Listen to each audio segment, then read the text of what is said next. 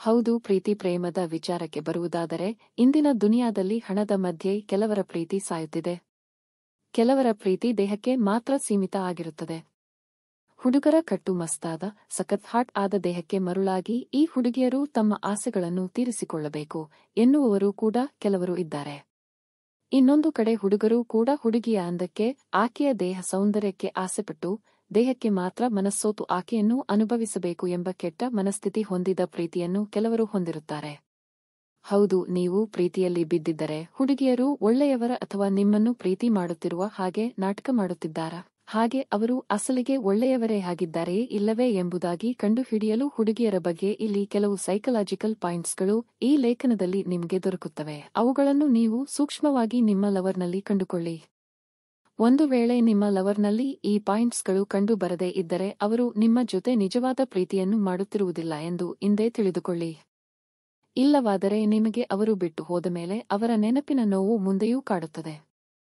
ಮೊದಲನೆಯದಾಗಿ, ಯಾವ ಹುಡುಗಿ ಫಿಸಿಕಲ್ ರಿಲೇಶನ್ಶಿಪ್ ಪ್ರೀತಿಯಲ್ಲಿ ಇಟ್ಟುಕೊಳ್ಳುವುದಿಲ್ಲ, ಅಂತಹ ಹುಡುಗಿ ನಿಜಕ್ಕೂ ಒಳ್ಳೆಯವಳು.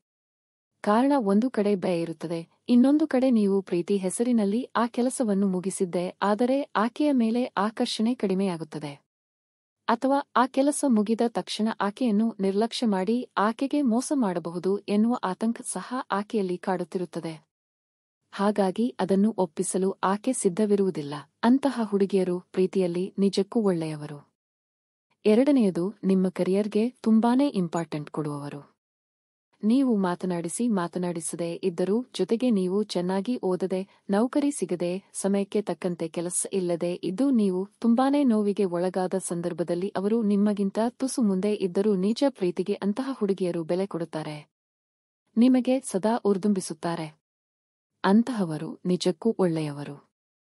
ಮೂರನೆಯದು ಏನುವಂದ್ರೆ, ಹೆಚ್ಚು ನಿಮ್ಮ ಜೊತೆ ಆರ್ಗ್ಯುಮೆಂಟ್ಸ್ ಮಾಡದೆ ಇರುವವರು. ಒಂದು ಸಂಬಂಧದಲ್ಲಿ, ಪ್ರೀತಿ ವಿಷಯದಲ್ಲಿ ಒಂದು ವಿಷಯಕ್ಕಾಗಿ ನಿಮ್ಮಿಬ್ಬರ ನಡುವೆ ಜಗಳ ಬಂದಾಗ ನೀವು ನನ್ನದೇ ಕರೆಕ್ಟ್ ಎಂದು ವಾದ ಮಾಡುತ್ತಿರುತ್ತೀರಿ ಅಂದುಕೊಳ್ಳಿ. ಆಗ ಆಕೆ ಅದನ್ನು ಅರ್ಥೈಸಿಕೊಂಡು ನನ್ನದೇ ತಪ್ಪಿರಬಹುದು ಎನ್ನುವ ಮನಸ್ಥಿತಿಗೆ ಬಂದು ತಪ್ಪಲ್ಲದಿದ್ದರೂ ಆಕೆ ಒಪ್ಪಿಕೊಂಡು ಆರ್ಗ್ಯುಮೆಂಟ್ ಮಾಡದೆ ಹಿಂದೆ ಸರಿದರೆ ನಿಜಕ್ಕೂ ಆಕೆ ಒಳ್ಳೆಯವಳು ಎನ್ನಲಾಗಿದೆ.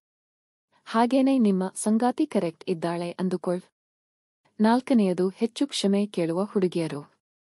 ನಿಮ್ಮನ್ನು ಕಳೆದುಕೊಳ್ಳುತ್ತೇನೆ ಎನ್ನುವ ಭಯದಲ್ಲಿ ಯಾವುದೋ ಒಂದು ವಿಚಾರಕ್ಕಾಗಿ, ತಪ್ಪು ನಡೆದಿದ್ದರೂ ಕೂಡ ಹಿಂದೆ ನಡೆದ ಕೆಲವು ಘಟನೆಗಳನ್ನು ನೆನೆದು ಆಕೆ ನಾನೇ ಏನೋ ತಪ್ಪು ಮಾಡಿದೆ ಎನ್ನುವ ಅವರ ಮನಸ್ಥಿತಿ, ನಿಮ್ಮನ್ನು ಬಿಟ್ಟು ಕೊಡದೆ ಪ್ರೀತಿಗಾಗಿ ಹಂಬಲಿಸುವ ಆ ಹುಡುಗಿ ನಿಜಕ್ಕೂ ಒಳ್ಳೆಯವಳು ಆಗಿದ್ದು ಕ್ಷಮೆ ಕೇಳಲು ಸಹ ಮುಂದಾಗುತ್ತಾಳೆ.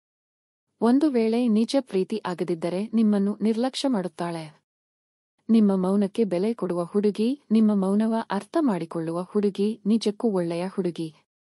ಈ ಮಾಹಿತಿ ನಿಮಗೆ ಉಪಯುಕ್ತ ಆಯ್ತು ಅಂತ ಅನ್ಸಿದ್ರೆ ತಪ್ಪದೇ ಶೇರ್ ಮಾಡಿ. ಧನ್ಯವಾದಗಳು.